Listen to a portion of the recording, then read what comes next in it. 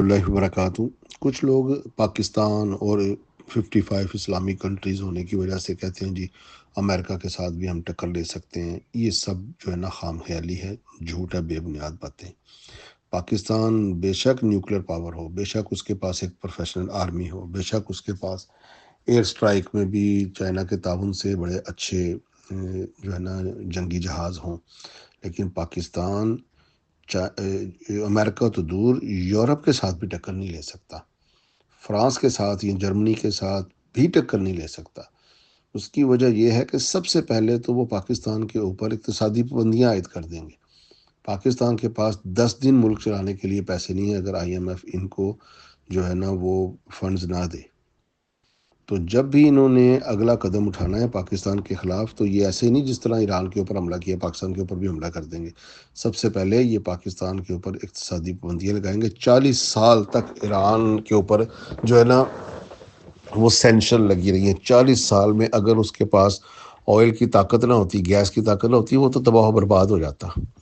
تو وہ اپنی ضروریات پوری کرنے کے لیے اتنا آئل بیچ کر جو ہے نا اجناس وغیرہ خرید کے اپنا ملک چلا رہا تھا، جس کی وجہ سے باوجود 40 سال سینکشن کے ایران مقروض ملک نہیں ہے۔ یہ آپ کو پتہ ہونا چاہیے۔ پاکستان تو 30,000 ارب روپے کا مقروض ہے نا، بلکہ 30 سے بھی اب 36,000 ہو گئے۔ تو ایران جو ہے وہ مقروض نہیں ہے، باوجود 40 سال سے وہ سینکشن برداشت کر رہا ہے۔ پاکستان کے اوپر اگر 1 مہینے کے لیے بھی سینکشن لگ جائے نا تو پاکستان ڈیفالٹ ہو جائے گا۔ یہ ایک مقروض ملک ہے، اس کے پاس اخراجات پورے کرنے کے لیے امریکن ایڈ اور ورلڈ بینک کی ایڈ نہ ہو تو پاکستان چل نہیں سکتا۔ یہ ایک حقیقت ہے۔ جب بھی وہ پاکستان کی طرف منہ کریں گے نا، وہ پاکستان کے اوپر اسی طرح جو ہے نا سینکشنز لگائیں گے، وہ پاکستان کو پیسہ دینا بند کر دیں گے، پاکستان کی جو سوورنٹی ہے نا اس کو گروی رکھنا پڑے گا اور ملک ڈیفالٹ کی طرف چلا جائے گا اور دیوالیہ ہو جائے گا۔ اس کے بعد پھر یہ نیگوسیشن کریں گے، ہاں جی آپ کو یہ دیوالیے سے نکلنا ہے تو آئیں ہمارے ساتھ، پھر جو ہے نا کوئی ٹرمز اینڈ کنڈیشنز کریں، اپنا یہ جو نیوکلیر پروگرام ہے نا اس کو تو آپ ختم کریں۔ جب ملک میں دوائیاں نہیں ہوں گی، جب ملک میں پٹرول نہیں ہوگا، جب ملک میں خوراک نہیں ہوگا، تو یہ بڑے بڑے جو ملا ملوانے خود کہیں گے جی اپنا ایٹمی ہتھیار ان کے پاس رکھو، ہمارے ملک میں دوائیاں نہیں ہیں، ہمارے بچے بڑے بوڑھے بغیر دوائیوں کے بغیر خوراک کے مر رہے ہیں۔ تو لہٰذا پاکستان کوئی اتنا ان کے سامنے اکڑ نہیں سکتا۔ وہ لوگ جو ہیں ان کی ایک اجارہ داری ہے، اس حقیقت کو سمجھنا چاہیے۔ ہمارے نبی علیہ الصلوۃ والسلام کو اللہ تعالیٰ کی جو ہے نا مدد حاصل تھی، فرشتوں کی مدد حاصل تھی، لیکن مکی زندگی میں نبی علیہ الصلوۃ والسلام بھی مکہ چھوڑ کے، اپنا گھر بار چھوڑ کے، اپنے بیوی بچے چھوڑ کر رات کے اندھیرے میں ہجرت کر گئے۔ کیوں کر گئے؟ کہ اللہ تعالیٰ سے دعا کرتے فرشتوں کی مدد سے ان کو، یہ بنو امیہ کے تھوڑے سے حرام خوروں کو نیست و نابود نہیں کر سکتے تھے۔ لیکن جو ایک حقیقت ہوتی ہے نا، جو ریئلٹی ہوتی ہے، اس کو فیس نبیوں نے بھی کیا ہے۔ اسی لیے نبی علیہ الصلوۃ والسلام مکہ چھوڑ کے مدینے کی طرف ہجرت کر گئے، اور ہجرت کرنے کے بعد بھی مضبوط ہوئے، اپنے انسانی جو ہے نا وہ طاقت اکٹھی کی، اور بعد میں جنگیں لڑنی پڑی۔ ان جنگوں میں سے کئی ہارے کئی جیتے، کہیں پسپائی ہوئی اور کہیں مسلمانوں کو فتح ہوئی۔ اس کے بعد کہیں جا کر 23 برس کی زندگی میں اتنی مضبوط حکومت ہوئی کہ پھر کفار کو آپ کا سامنا کرنے کی ہمت نہ ہوئی۔ تو اپنے آپ کو مضبوط کرنا پڑتا ہے۔ پاکستان ایک مضبوط، ایک جو ہے نا بہت امیر ملک نہیں ہے، ایک مقروض ملک ہے۔ اور جو آپ سمجھتے ہیں نا کہ سعودی عربیہ کے پاس اتنے ٹریلینز بلینز ہیں، کویت کے پاس بلینز آف ڈالر ہیں، UAE کے پاس بھی بلین ٹریلینز آف ڈالرز ہیں، اور ان کے پاس پیسہ ہے اور سب کچھ ہے۔ انہوں نے پہلے سے ہی امریکہ کے ساتھ معاہدے کر کے، ان کے ساتھ ڈیفنس معاہدے کر کے وہاں پر ان کی فوجیں اتاری ہوئی ہیں۔ وہ کویت کی جنگ کے بعد سے ان تمام جو عرب سٹیٹس ہیں، انہوں نے امریکہ کے ساتھ معاہدے کیے ہوئے ہیں کہ آپ کی فوج ہمارے ملک میں رہے گی، ہم آپ کو جو ہے نا پیسے دیں گے منتھلی۔ وہ پیسے پے کرتے ہیں امریکی فوج کو کہ امریکی فوج جو ہے ان عرب سٹیٹس کی حفاظت کرے۔ ان کے اندر تو لڑنے کی کوئی حیثیت ہی نہیں ہے۔ تو یہ عرب سٹیٹ کے اوپر تو پہلے سے ہی نیٹو فورسز کے دستے موجود ہیں اور امریکہ کے دستے موجود ہیں۔ یہ جب چاہیں وہیں بیٹھے بیٹھے ان کو کیپچر کر لیں، مگر انہیں کیپچر کرنے کی ضرورت کیا ہے؟ انہیں تو ادھر بیٹھ کے پیسہ بھی مل رہا ہے، تنخواہیں بھی مل رہی ہیں، فوجی سامان ادھر رکھنے کے بھی پیسے مل رہے ہیں، اور ان کے پاس ان کی ایئر بیسز بھی ہیں، اڈے بھی ان کو ملے ہوئے ہیں۔ اور سب سے بڑی بات یہ کہ آپ نے دیکھا کہ ٹرمپ دبئی آیا، کویت آیا، قطر آیا اور سعودی عربیہ بھی آیا، اور 3.2 ٹریلین ڈالرز کے اس نے معاہدے کیے، یعنی کہ یہ 4 سے 5 سال کے اندر اندر یہ ممالک اتنے پیسے کی جو ہے نا انویسٹمنٹ کریں گے امریکہ کے اندر، تو اس کو کیا ضرورت ہے ان کے اوپر قبضہ کرنے کی، اپنی فوجیں اتارنے کی، وہ سارے معاملات رکوانے کی؟ اس کو بغیر اس کے اوپر حملہ کیے، بغیر گولی چلائے پیسہ بھی مل رہا ہے، کرایہ بھی مل رہا ہے، نوکریاں بھی مل رہی ہیں، انویسٹمنٹ بھی مل رہی ہے، سب کچھ مل رہا ہے۔ تو لہٰذا یہ عرب اسٹیٹ سے تو بھول جائیں کہ یہ امریکہ کے سامنے ایک لمحے کے لیے بھی کھڑو، بلکہ امریکہ ان کو اپنے اشارے پر چلائے گا۔ اور رہی بات ترکی کی، وہ تو پہلے نیٹو کے ساتھ معاہدہ کر کے بیٹھا ہوا ہے، تو نیٹو فورسز کا وہ پابند ہے، وہ نیٹو فورسز سے نکلے تو پھر سوچا جا سکتا ہے۔ ایران ایک ملک تھا جو کہ ایک صحیح پیور اسلامی ملک ہے، جو کہ اپنے دفاع کی جنگ لڑتا ہے، اس نے کمپرومائز نہیں کیا، 40 سال سے وہ جو ہے نا اپنی بقا کی جنگ لڑ رہا ہے، لیکن اس نے ان کے ساتھ کمپرومائز نہیں کیا۔ اسے کہتے ہیں غیرت مند ٹرو مسلم کنٹری۔ پاکستان کوئی غیرت مند کنٹری نہیں ہے، یہ اپنے لوگوں کے اوپر گولیاں چلاتے ہیں، یہ بک جاتے ہیں ان کے جنرل کرنل، اور یہ 10 10 سال کے لیے ملک کے اوپر جو ہے نا آمریت اور ڈکٹیٹرشپ قائم کر دیتے ہیں، اور ایک فون آتا ہے دبک کے جا کر امریکہ کے گھٹنوں میں بیٹھ جاتے ہیں۔ کیا منہ دکھائیں گے روز قیامت اللہ تعالیٰ کو کہ ہم یہ اسلام دشمن ممالک کے سامنے جا کر ان کے بلاوے پر پہنچ جاتے تھے اور فخر کرتے تھے ان کے ساتھ کھانا کھانے پر؟ یہ فخر رہ گیا مسلمانوں کا؟ ایران سے سبق سیکھنا چاہیے۔ کتنی زندگی گزار لیں گے، یہ چند سال اور جی لیں گے، سارے ہی مر جانا ہے۔ تو کم سے کم ایرانی اللہ تعالیٰ کے سامنے بڑے مطمئن ہو کے کھڑے ہو سکتے ہیں کہ ہم نے اپنی مذہب پر، ہم نے اپنے دین پر، ہم نے اپنی بقا اور آزادی پر کمپرومائز نہیں کیا، سینکشن بھی لگوائیں، اور اپنے مسلمان فلسطینی بھائیوں کے لیے آواز بھی اٹھائی، اور ان کی وجہ سے ہمارے اوپر جنگ بھی مسلط ہوئی، لیکن ہم جھکے نہیں۔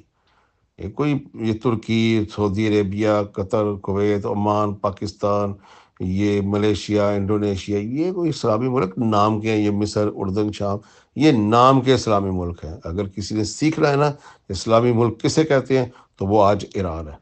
وہ صرف تشیع کی وجہ سے لوگ ان کو کے اوپر فتوے لگاتے ہیں۔ تو یہ جو بڑے بڑے اہل حدیث دیوبندی، یہ جو ایران کے بارے میں بھونکتے ہیں، تو یہ کبھی قطر، کویت، عمان، سعودی عربیہ کے بارے میں بھونکے نا، جو اپنی بیٹیوں کے بال کھلے چھوڑ کر ان بڑے بڑے پریزیڈنٹس کے آگے لٹا دیتے ہیں، شراب کے لائسنس، جوئے کے لائسنس ایشو کروا کے سودی بینکاری ان کے ملکوں میں فحاشی جو ہے نا عروج پر ہوتی ہے۔ ان کے خلاف بات کریں نا، جنہوں نے اڈے دیے ہوئے ہیں امریکہ کو، جنہوں نے ڈیفنس معاہدے کیے ہوئے ہیں امریکہ کے ساتھ۔ ایران کے اوپر بات کرنا ان کے لیے بہت آسان ہے، کیونکہ یہ سعودی عربیہ اور عرب کنٹری کے بڑے بڑے لوگ پیسہ خرچ کرتے ہیں پاکستان کی جماعتوں کے اوپر کہ یہ ایران کے خلاف لوگوں کو اکسائے، شیعہ سنی فسادات کریں، ان کے اوپر کفر کے فتوے لگوائیں۔ بھائی اگر وہ کچھ صحابہ کرام کو نہیں مانتے، تو ہم کسی صحابی کا کلمہ پڑھ کے دین میں نہیں آئے ہوئے۔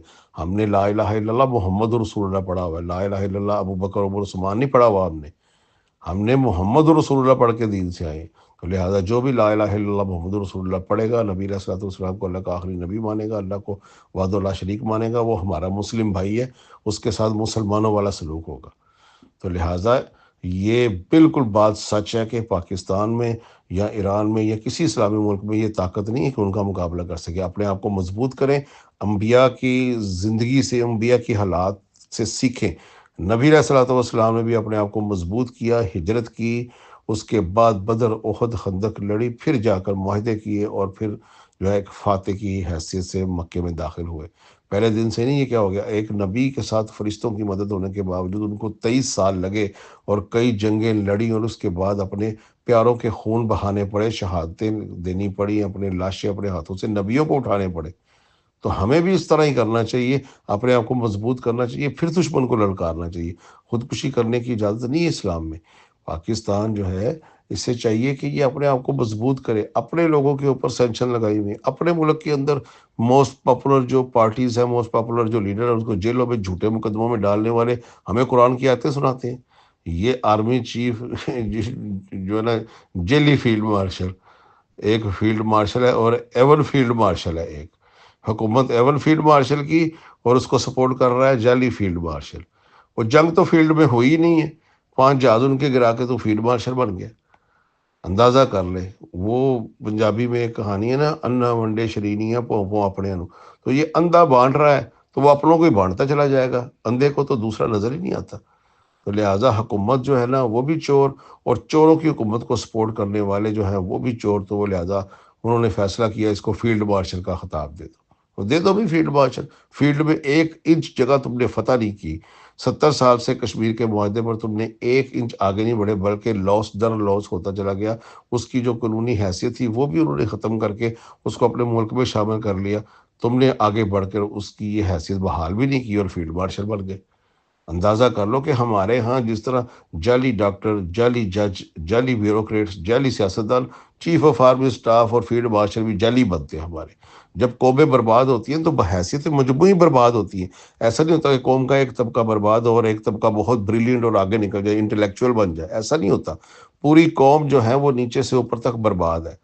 لہٰذا کوئی چیف آف آرمی اسٹاف ہو یا چیف جسٹس ہو یا کوئی ہمارا جو ہے نا عالم فتاوی ہو، تقی عثمانی جیسا یا بڑے بڑے علماء جیسا، سارے 2 نمبر. علماء بھی 2 نمبر، مولوی بھی 2 نمبر، جج بھی 2 نمبر، وکیل بھی 2 نمبر، آرمی چیف بھی 2 نمبر، پولیس کے سپرنٹینڈنٹ بھی 2 نمبر، آئی جی بھی 2 نمبر، بیوروکریٹس بھی، سب کے سب کرپٹ، سب کے سب جو ہے نا اخلاقیات سے گرے ہوئے.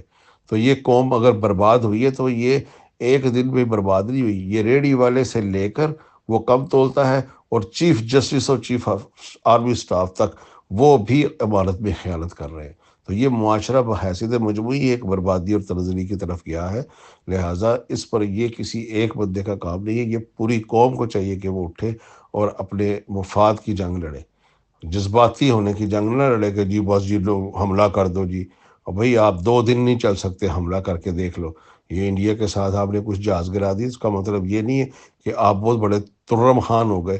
آپ اگر اتنے ترم خان ہوتے تو آگے بڑھ کے آپ کچھ علاقے فتح کرتے. آپ کو تو ایک کال آئی تو آپ ٹھنڈے ہو کے بیٹھ گئے. یہ آپ لوگوں کی حیثیت ہے.